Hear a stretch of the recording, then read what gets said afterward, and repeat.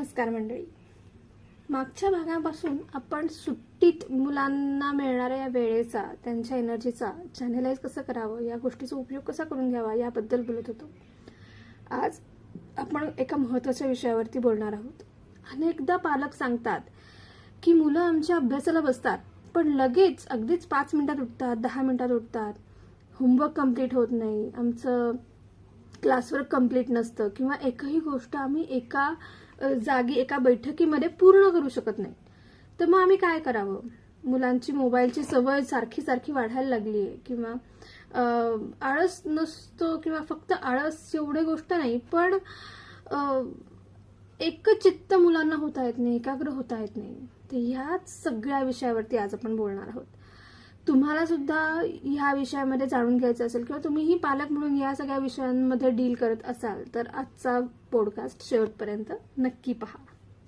आज आधी आपण एका महत्त्वाच्या गोष्टीला समजून घेणार आहोत, एकाग्रता. आता एकाग्रता म्हणजे नक्की काय हो?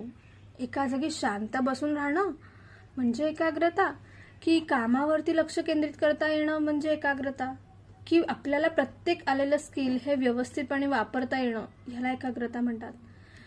आता आपण एक विचार करून जाऊयात. जेव्हा आपण आपल्या काळामध्ये म्हणजे जेव्हा 90s मध्ये असेल, 80s मध्ये असेल, एकाग्रता हा विषय जेव्हा बघत होतो तेव्हा मुलांना मिळणारे इनपुट्स किंवा मुलांना असणारे बाह्य आकर्षण ही कमी होती, त्यांचा स्क्रीन टाइम कमी होता, मिळणाऱ्या संधीही कमी होत्या.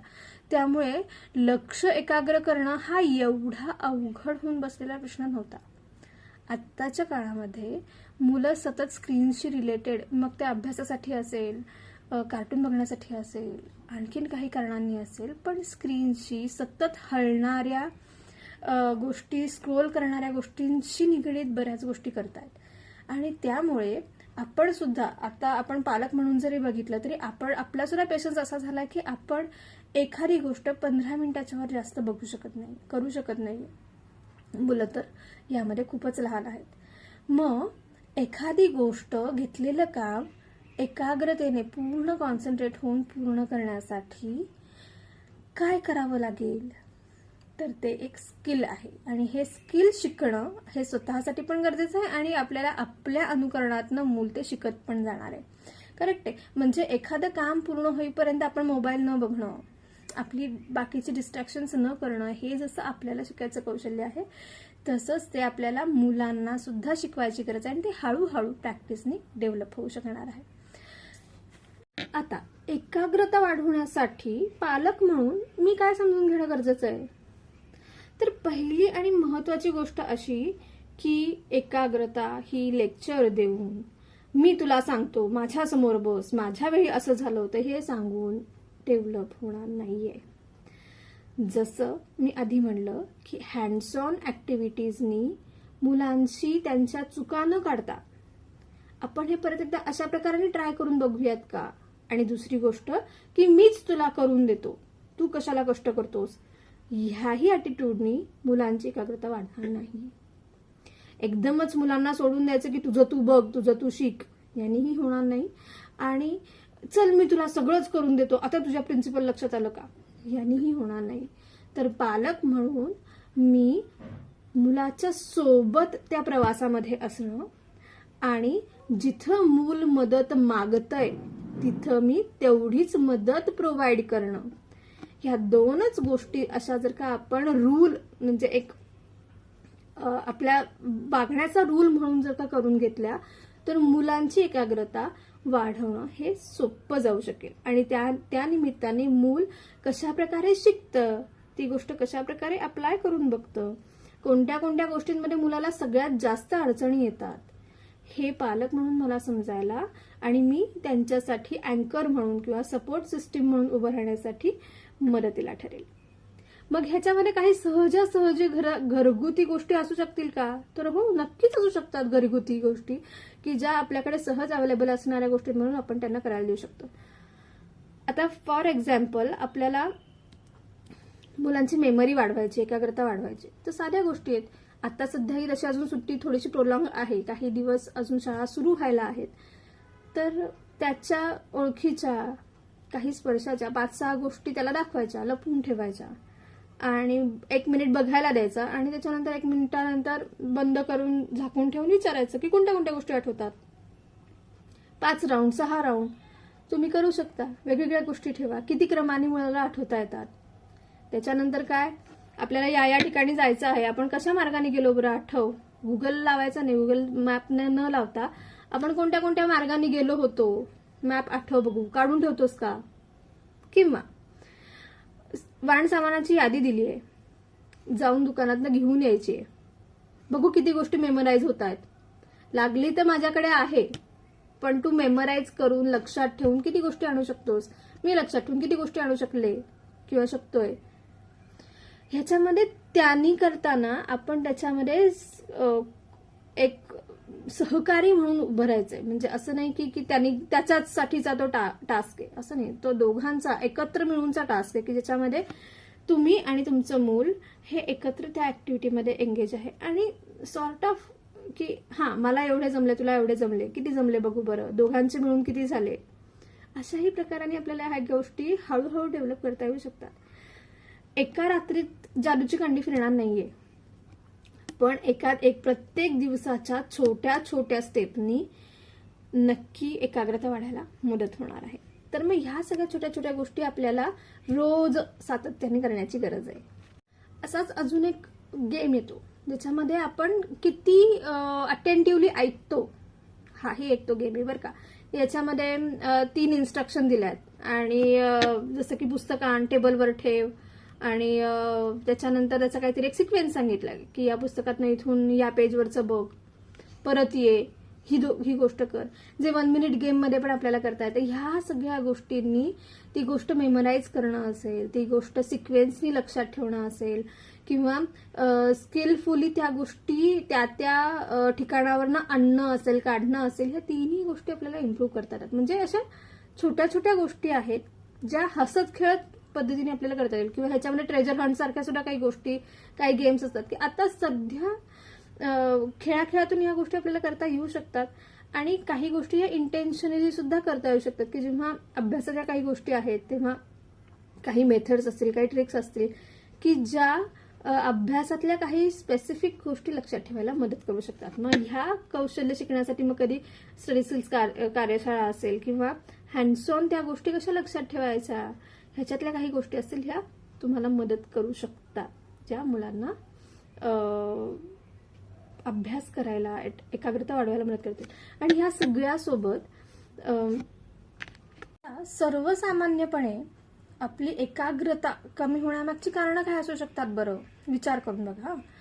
आधीच्या कारणांमध्ये आणि आत्ताच्या कारणांमध्ये खूप फरक आहे बरं का. आधीच्या कारणांमध्ये बऱ्याचदा मुलं खेळायला ग्राउंडवरती जाण्यासाठी जास्त मोटिवेटेड असायची किंवा तेवढा स्क्रीन, जसं मी आधी म्हटलं तसं स्क्रीन एक्सपोजर तेवढं नव्हतं, त्यामुळे पटकन अभ्यास करून टाकला आणि खेळायला गेलेत. किंवा मैदानी खेळांकडे किंवा वाचनाकडे किंवा ह्या सगळ्या गोष्टींकडे मुलं आधीच्या काळामध्ये जास्त अट्रॅक्टेड होती. करेक्ट आहे. त्यांचं स्लीप सायकल सुद्धा तसं होतं. त्यांना आधी लवकर उठून बाहेर जाण्यासाठी म्हणून सुद्धा मुलं हे असायचे की ज्याच्यामुळे त्या बाजूला त्यावेळेच्या मुलांचा कल असायचा. पण आत्ताचा या सगळ्या गोष्टींचा परिणाम काय होता की त्यांची फिजिकल ग्रोथ सुद्धा चांगली होत होती, मैदानी खेळ आणि त्यांची शारीरिक ताकद वाढत होती की न्यूट्रिशनल व्हॅल्यूज त्यांना तेवढ्या मिळत होत्या, आहार तेवढा जात होता, या सगळ्या गोष्टी होत होत्या. किंवा ते जेव्हा ट्रेकिंगला जात आहेत किंवा बाकी ठिकाणी खेळायला जातात तेव्हा शुद्ध हवेमध्ये जाणं असेल, निसर्गाशी एकरूप होणं असेल, या सगळ्या गोष्टी सहज आपसुकतेने होत होत्या. आत्ताच्या काळामध्ये कारण काय झालंय, आत्ताच्या काळामध्ये मेजर गोष्ट अशी झाली आहे की ह्या सगळ्या ग्राउंड ऍक्टिव्हिटीजची जागा ही मोबाईल किंवा स्क्रीननी घेतलेली आहे, इंडोर ऍक्टिव्हिटीजनी घेतलेली आहे की ज्यानी एखादा स्ट्रक्चर्ड गेम प्रत्यक्ष खेळणं, प्रत्यक्ष गोष्ट एंड टू एंड पूर्ण करणं, याच्यासाठी लागणारी चिकाटी, सातत्य, ह्या सगळ्या गोष्टी कमी होत चालल्यात. आता पूर्वीच्या काळात तुम्ही म्हणजे अगदी जेव्हा स्क्रीन नवाने इंट्रोड्यूस झाला होता तेव्हा तुम्ही जर का बघत असाल तर बऱ्याच गोष्टी या तुम्हाला प्रत्यक्ष करून बघितल्याशिवाय, तुम्ही प्रॅक्टिस केल्याशिवाय त्या पूर्ण होणाऱ्या नव्हत्या. आता तशी परिस्थिती नाहीये. आता ऑटोमेटेड गोष्टी, त्याची सॉफ्टवेअर, त्याची अवेलेबिलिटी इतकी सहज झालेली आहे की ती गोष्ट मी का करून बघायची, हाही प्रश्न मुलांसमोर येतो. आणि जेव्हा काउन्सिलिंगला ह्या प्रश्नाने मुलं येतात तेव्हा माझं एकच काउन्सिलर म्हणून म्हणणं असतं की मुलांमध्ये इंटेलिजन्स नाहीये का, इंटेलिजन्स आहे. त्यांना माहिती कुठून गोळा करायची हे माहिती नाहीये का, तर माहिती आहे. ते कसं वापरायचं माहिती नाहीये का, तर ते माहितीही आहे. फक्त काय आहे की त्याचं ऍप्लिकेशन योग्य प्रकारे, योग्य वयात, योग्य मार्गाने कसं करायचं ह्याचा नक्की गायडन्स मिळत नाहीये.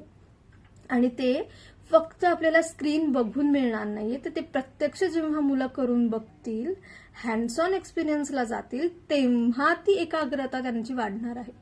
म्हणजे या सगळ्या गणिताचं मूळ काय आहे की जेव्हा आपण हँड्स ऑन ऍक्टिव्हिटी करून बघतोय कोणतीही, म्हणजे जरी तुम्ही एखादी सायन्समधलं जरी एखादं तत्व किंवा एखादं प्रिन्सिपल शिकताय, मॅथ्समधलं एखादं प्रिन्सिपल शिकताय, ते जोपर्यंत तुम्ही पुस्तकाशीच निगडीत ठेवणार आहात, म्हणजे ते पुस्तकातले एक चॅप्टर शिकायचा आणि विषय संपवायचा असं जोपर्यंत करणार आहात, तोपर्यंत त्याचं ऍप्लिकेशन कसं होतं हे समजणार नाही.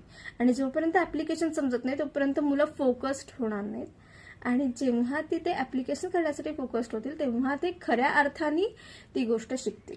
सो आपल्याला त्यांच्यामधली स्किल डेव्हलप करायचंय, ना की म्हणजे आहे त्यांना जे नॉलेज वेगवेगळ्या ठिकाणाहून मिळते ते अप्लाय कसं करायचं ह्याच्यासाठी जेवढं आपण प्रोत्साहन देऊ तेवढं त्यांची एकाग्रता हळूहळू वाढत राहणार. आता जसं मी म्हणलं तसं सर्वसामान्यपणे पालक म्हणून माझे काय चुकवतं ते ही महत्वाची चूक आहे. मगाशी बोलले तशी की आपण डायरेक्ट तुझ्या पॉइंटवरती जातो, करेक्ट, किंवा तुला काय कळत नाही, तू शांत बस, तुझ्याकडे मोबाईलच सारखा असतो, तुला मोबाईल घेऊन पण उपयोग नाही. हे कंपॅरिझन सुद्धा काही उपयोगाचं नाहीये ना. मुलांच्या हातामध्ये, मुलांची जनरेशनच ही आहे की ते मोबाईल बघत मोबाईल सकटच जन्माला आलेली आहेत. त्यामुळे त्यांना ती स्क्रीन आपण ओढून घेतली तर त्यांनी काही प्रश्नच नक्की सुटणार नाहीये. पण त्या स्क्रीनमध्ये काय बघायचं, कसं बघायचं, त्याचा वापर कसा करायचा आणि त्याचा गरजे इतकाच वापर मला कसा करता येईल ऍज अ पालक म्हणून पण, आणि ऍज अ हे मुलाला शिकवताना सुद्धा त्यातला इम्पॉर्टंट गोष्ट काय आहे, माझा वेळ कुठं जातोय, ह्या गोष्टी जर का मला सांगता आल्या मुलाला, किंवा माझ्या समोर जी कोणती मुलं आहेत त्यांना, तर त्यांना मिळालेल्या माहितीचा वापर योग्य प्रकारे करणं शक्य होईल. आणि एकाग्रता वाढणं असेल, मिळालेल्या माहितीतून मेमराईज करणं असेल, ही स्किल्स आपल्याला वाढवता येऊ शकतात. आर्ग्युमेंटनी हातात काहीच येणार नाहीये, कारण की हे आपल्याला ऍक्सेप्ट करावं लागेल की ही नवीन जनरेशन जी आहे ती ह्याच्या सकटच आणि ह्याचाच जास्त वापर करणार आहे, कारण की तो इझी आहे. तो त्यांच्या मॉडर्नाइज गोष्टींमध्ये तर बऱ्याचशा गोष्टी येत जाणार आहेत.